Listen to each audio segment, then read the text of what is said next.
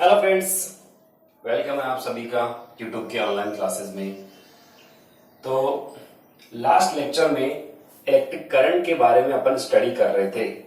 Electric current से जुड़े हुए कुछ टॉपिक्स हमने क्लियर कर लिए थे। What is electric current, flow of electric charge in per unit time is called electric current. Unit क्या होती है इलेक्ट्रिक करंट की? एम्पियर। फिर नेक्स्ट अपन ने बोला था एवरेज करंट कैसे डिफाइन करेंगे। अगर सपोज ये कंडक्टर है, कितनी एवरेज करंट होगी? तो delta Q, delta T time interval में कितना चार्ज फ्लो हो रहा है पर यूनिट टाइम के अकॉर्डिंग, वो एवरेज करंट। फिर इंस्टेंटेनियस करंट की अगर हम बात करें तो अगर ये टाइम बहुत ही स्मॉल हो, एक पर्टिकुलर टाइम पे अगर इलेक्ट्रिक करंट की बात करें तो limit delta T tends to 0 और del Q by del T, जो D Q upon D T के अकॉर्डिंग अपन स्टडी कर चुके हैं। नेक्स्ट, अब ये जो करंट है वो किस किस पॉइंट पे डिपेंड करती है, तो अपन पहले स्टडी कर सके हैं कि ये क्रॉस सेक्शन एरिया पे डिपेंड नहीं करती। अगर यहां से करंट आई फ्लो हो रही है तो यहां से भी कितनी फ्लो होगी? आई ही फ्लो होगी। ठीक है, ये अपन स्टडी कर चुके हैं। फिर करंट डेंसिटी की अगर बात की हमने, करंट डेंसिटी क्या होती है? तो current density is amount of current per unit passing per unit area. Per unit area से कितनी करंट है वो पास हो रही है, per unit cross sectional area, यानी क्रॉस सेक्शनल एरिया से कितनी करंट पास होगी वही बोल दी जाएगी करंट डेंसिटी। और इसकी यूनिट भी अपन यहां से बोल सकते हैं एम्पियर अपॉन मीटर स्क्वायर। ठीक है, इसको अपन वेक्टर फॉर्म में अगर लिखें तो आई ए वेक्टर क्वांटिटी है एरिया, जे यहाँ पे वेक्टर क्वांटिटी है करंट डेंसिटी, तो ए को इधर ट्रांसफर कर दिया तो जे डॉट ए और ये हो गया आई। तो अपन ये दो वेक्टर का डॉट प्रोडक्ट है ये, जिसको अपन आई बोल रहे हैं। फिर इसके बाद में हमने स्टडी किया था कि इलेक्ट्रिक करंट किसी कंडक्टर के अंदर किस टाइप से फ्लो होगी, तो चार्ज कैसे फ्लो होता है। अगर मान लो हमने कोई कंडक्टर लिया है तो उसमें बहुत सारे इलेक्ट्रॉन्स रहते हैं। ये इलेक्ट्रॉन है वो रेंडमली डिफरेंट डिफरेंट डायरेक्शन में मूव करते रहते हैं जब तक कि इन पे कोई एक्सटर्नल अप्लाइड फोर्स ना हो। ठीक है, यानी इसको बैटरी के साथ हम कनेक्ट ना करें तब तक ये इलेक्ट्रॉन क्या होंगे? डिफरेंट डिफरेंट डायरेक्शन में मूव करते रहेंगे। तो ये एक दूसरे के इफेक्ट को कैंसिल आउट करेंगे और इस कंडक्टर से नेट मूवमेंट जो रहेगा इलेक्ट्रॉन्स का वो 0 रहेगा। तो अपन कह सकते हैं यहाँ पे जो इनकी थर्मल वेलोसिटी रहती है, ये एवरेज थर्मल वेलोसिटी, वो एवरेज थर्मल वेलोसिटी क्या थी? वो 0 थी। ठीक है, थर्मल वेलोसिटी का मीन्स हो गया कि रूम टेम्परेचर पे जो इलेक्ट्रॉन्स का मूवमेंट है, वो कुछ इलेक्ट्रॉन ऐसे जा रहे हैं कुछ ऐसे जा रहे हैं, तो एक दूसरे के इफेक्ट को कैंसिल आउट करेंगे तो एवरेज वेलोसिटी 0 रहती है। अब अगर आपसे पूछा जाए कि एक इलेक्ट्रॉन किस स्पीड से मूव करता है, तो वो अगर स्पीड बताएं आप, तो वो स्पीड होती है 10 to the power 5 almost. Room temperature पे 10 to the power 5 metre per second से मूवमेंट कर रहे होते हैं। लेकिन अगर इनका रिजल्टेंट इफेक्ट देखें कि नेट करंट कुछ फ्लो होती है क्या? भाई अपन कहते हैं इलेक्ट्रॉन फ्लो हो रहा है। अब इलेक्ट्रॉन फ्लो हो रहा है तो करंट क्यों नहीं फ्लो हो रही? इस कंडक्टर के अंदर करंट क्यों नहीं फ्लो हो रही? उसका रीजन क्या है कि electron 10 to the power 5 metre per second से तो चलो मान लिया मूव कर रहे हैं, लेकिन वो एक दूसरे के इफेक्ट को कैंसिल आउट कर देते हैं। ठीक है, अगर अपन माने कि किसी पर्टिकुलर टाइम इंटरवल के लिए जितने इलेक्ट्रॉन इस डायरेक्शन में मूव किए हैं उतने ही इलेक्ट्रॉन इस डायरेक्शन में मूव करेंगे, तो नेट इफेक्ट यहाँ पे क्या हो जाएगा? 0। यानी यहां से आई का मान कितना रहेगा? आई की वैल्यू 0 रहेगी। ओके, ये भी अपन स्टडी कर चुके हैं। फिर इसमें अपन ने कुछ टर्म्स को डिफाइन किया था, जैसे रिलैक्सेशन टाइम क्या होता है। ठीक है, तो अब ये इलेक्ट्रॉन क्या करते हैं? डिफरेंट डिफरेंट डायरेक्शन में रेंडमली मूव करते हैं, तो इनके बीच में कुछ कॉलिजन भी होगा। तो रिलैक्सेशन टाइम क्या होता है? तो रिलैक्सेशन टाइम अपन बताते थे कि ये एक एवरेज टाइम होता है between two successive collision of electrons. अगर मान लो एक इलेक्ट्रॉन यहां से चलना स्टार्ट किया और उसने जाके इस दूसरे इलेक्ट्रॉन या फिर लैटिस के किसी आयन के साथ इसने क्या किया? कॉलिजन किया। ठीक है, तो किसी लैटिस जो ये हमारा कंडक्टर है उसकी एक फिक्स शेप है, तो उसके आयन के साथ में अगर मान लो इसने कॉलिजन किया है, अब ये क्या करेगा? जैसे यहां अभी इसकी जस्ट कॉलिजन हुई है, उसके बाद में ये इलेक्ट्रॉन मान लो कितना मूव कर रहा है अगले वाले इलेक्ट्रॉन या फिर किसी आयन के साथ कॉलिजन कराने के लिए। तो ये जो पाथ होता है इसे तो अपन बोलते हैं मीन फ्री पाथ। ठीक है, और बिटवीन टू सक्सेसिव कॉलिजन में जो एवरेज टाइम होता है उसे आप बोलोगे क्या? Relaxation time. ठीक है, ये मीन फ्री पाथ हो गया। Mean free path is average distance travelled by electron between two successive collision of electron. Next, drift velocity, ये भी हमने स्टडी कर चुके हैं कि ड्रिफ्टिंग का मीन क्या है। जब आप कोई एक्सटर्नल अप्लाइड इलेक्ट्रिक फील्ड, जैसे मान लो अपन ने यहाँ पे एक इलेक्ट्रिक फील्ड अप्लाई कर दिया, तो अब इन इलेक्ट्रॉन्स पे फोर्स लगना स्टार्ट हो जाएगा और ये एक पर्टिकुलर डायरेक्शन में मूव करना स्टार्ट कर देंगे। ठीक है, अब ये इनका नेट मूवमेंट जो होगा वो पर्टिकुलर एक डायरेक्शन में होगा, इसलिए अपन कहेंगे अब इस कंडक्टर से करंट का फ्लो स्टार्ट हो जाएगा।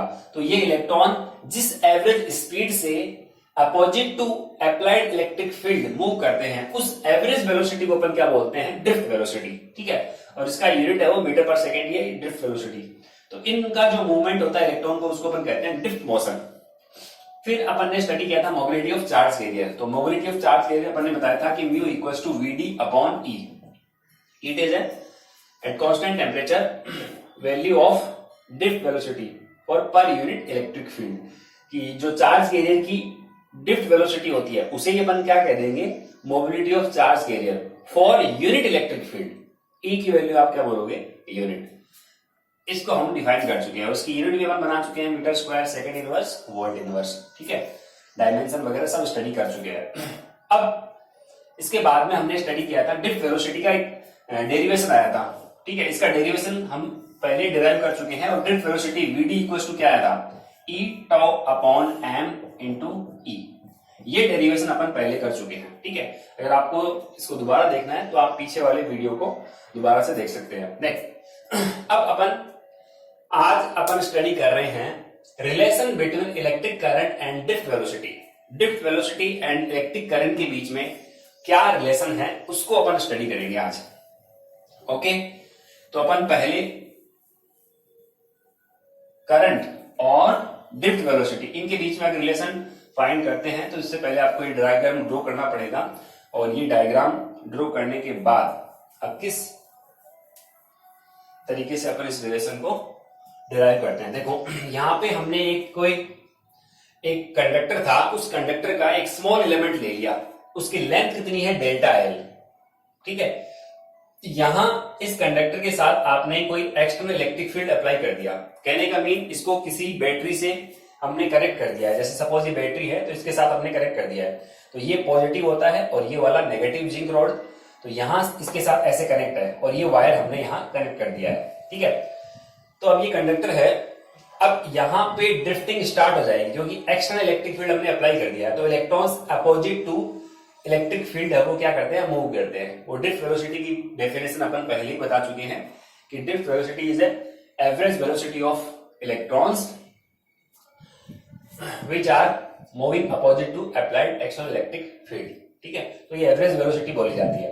अब आपको रिलेशन फाइंड करना है किसके बीच में, आई और वीडी के बीच में, इन दोनों के बीच में आपको रिलेशन फाइंड करना है। तो अपन करंट इक्वल्स टू जानते हैं delta Q upon delta T. ठीक है, अब आप यहां से डेल्टा क्यू और डेल्टा टी की वैल्यू है वो यहां पुट करेंगे अपन और फाइनली आपको रिलेशन मिल जाएगा। ठीक है, तो सबसे पहले तो अपन बात करते हैं इस कंडक्टर की। सपोज मान लो हमारे पास एक कोई कंडक्टर है या कोई कंडक्टिंग वायर है। ठीक है, अब आप देख सकते हैं इसके अंदर अब ये वायर है, तो इसके अंदर एल्यूमिनियम का ही वायर है।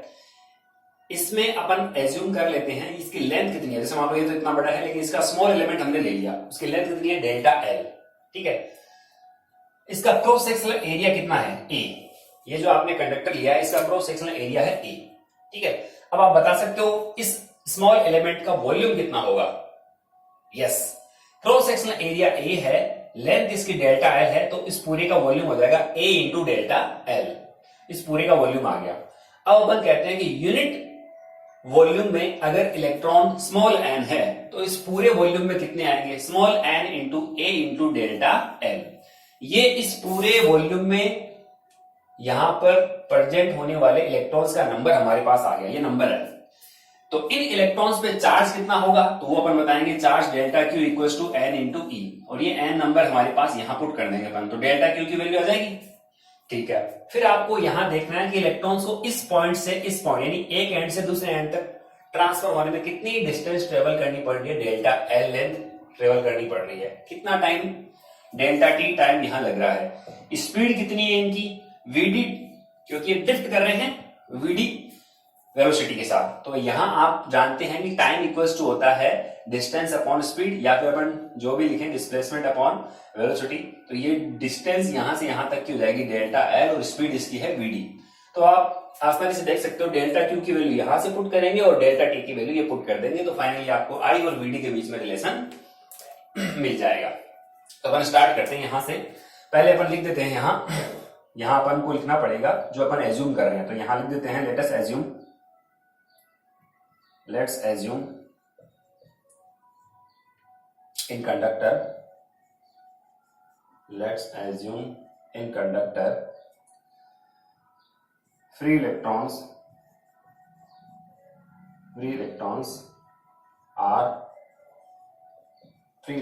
are moving opposite to applied electric field with drift velocity vd।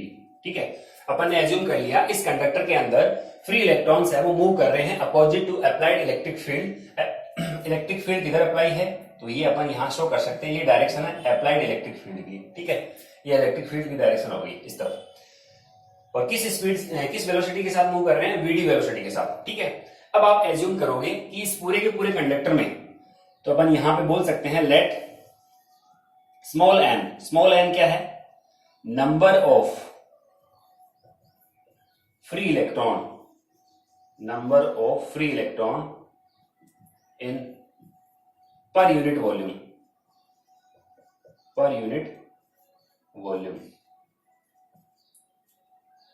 ठीक है, ये हमने एज्यूम किया है number of free electron in per unit volume. ठीक है, एक कंडक्टर के लिए।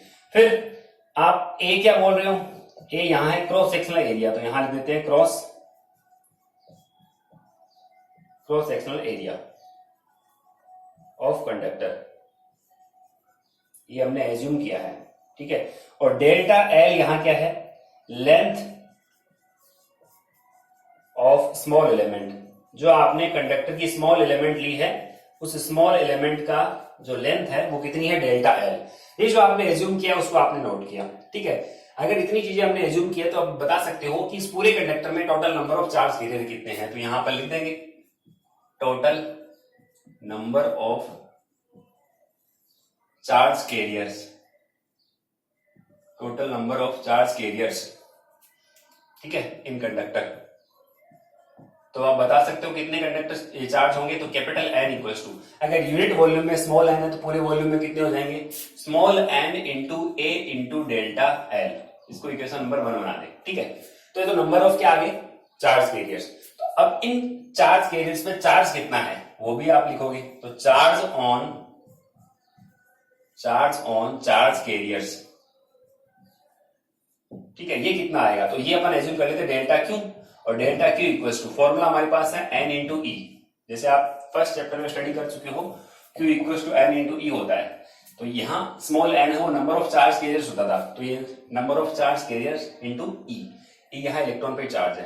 तो फ्रॉम इक्वेशन आप क्या बोलोगे यहां से, from equation 1 delta Q equals to क्या बनेगा, small N A delta L और इंटू में क्या आ जाएगा ई।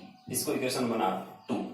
ठीक है, ये तो डेल्टा क्यू की वैल्यू आ गई। अब अपन कितना टाइम लगेगा यहां से यहां मूव करने में, डेल्टा टी। तो यहां पर लिखते हैं नेक्स्ट, इफ फ्री इलेक्ट्रॉन या इलेक्ट्रॉन्स बोल दो भले, if free electrons cross the delta L length in delta t time interval with drift velocity vd, अगर ये vd drift velocity के साथ यहां मूव कर रहे हैं, देन डेल्टा t की वैल्यू क्या आएगी, delta t time equals to क्या आएगा, डिस्टेंस कितनी ट्रेवल की इसने, डेल्टा एल, इलेक्ट्रॉन से डेल्टा एल, और इसकी वेलोसिटी कितनी है वीडी। इक्वेशन नंबर इसको डाल दें अपन 3। ठीक है, बस अब आप यहां से करंट इक्वल्स टू, अपन को पहले से पता है करंट इक्वल्स टू क्या होता है, चार्ज अपॉन टाइम। तो यहां पर लिख देंगे we know that electric current we know that electric current I equals to होता है delta Q upon delta T। ठीक है, तो फ्रॉम इक्वेशन 2 एंड 3,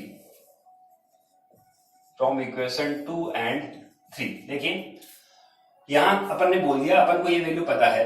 ठीक है, तो इक्वेशन नंबर 2 से डेल्टा Q की वैल्यू यहां पुट करेंगे, इक्वेशन नंबर 3 से डेल्टा T की वैल्यू अपन यहां पुट कर देंगे। ओके, तो यहां से I इक्वल्स टू क्या मिलेगा अपन को, यहां डेल्टा Q की वैल्यू पुट कर रहे हैं तो ये N A delta L into E upon delta T की वैल्यू कितनी है, delta L upon VD।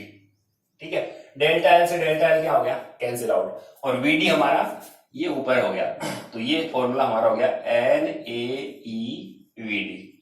This is relation between electric current and drift velocity. ठीक है, अब इस फॉर्मूले को आपको लर्न कर लेना है और आपको पता होना चाहिए इन फॉर्मूले में ये N A E V D इन सिंबल का मीन क्या है। Here N is a number of free electron in per unit volume, ये ध्यान में रखना, ये number of electron per unit volume के लिए है। A is cross sectional area, E is a charge on electron, VD is drift velocity of electron, I electric current जो flow हो रही है। तो यहां देख रहे हो आप I इलेक्ट्रॉन, ये जो अपन कन्वेंशनल करंट की डायरेक्शन लेते हैं वो अपोजिट टू, यहाँ पे जो इलेक्ट्रॉन्स की डायरेक्शन है उसके अपोजिट लेते हैं। इलेक्ट्रॉन जिस डायरेक्शन में फ्लो कर रहे हैं उसके जस्ट अपोजिट डायरेक्शन में अपन कन्वेंशनल करंट की डायरेक्शन लेते हैं। ठीक है, यहाँ आप देख सकते हो इलेक्ट्रॉन्स इधर मूव कर रहे हैं, करंट इधर मूव कर रही है, या करंट इधर फ्लो हो रही है, या फिर अपन ऐसा ही बोल सकते हैं कि कन्वेंशनल करंट की डायरेक्शन उधर होती है जिधर पॉजिटिव चार्ज मूव करता है, तो पॉजिटिव तो इधर मूव कर रहा है, लेकिन ये तो नेगेटिव है, वो opposite to applied electric field move करता है, तो इसको अपन इक्वेशन नंबर 4 बोल सकते हैं। तो this is relation between I and VD। तो ये डेरिवेशन है जो आपका 2 मार्क्स का RBSC और CBSE बोर्ड दोनों के लिए ही आ सकता है। अब इसके ऊपर बेसिक न्यूमेरिकल है जिसको अपन सोल्व कर सकते हैं। तो इसको आप नोट करोगे, स्टार्ट करोगे, यहां से हेडिंग लगाओगे, ये डायग्राम बनाया और इसको आप पूरा कंप्लीट नोट कीजिए।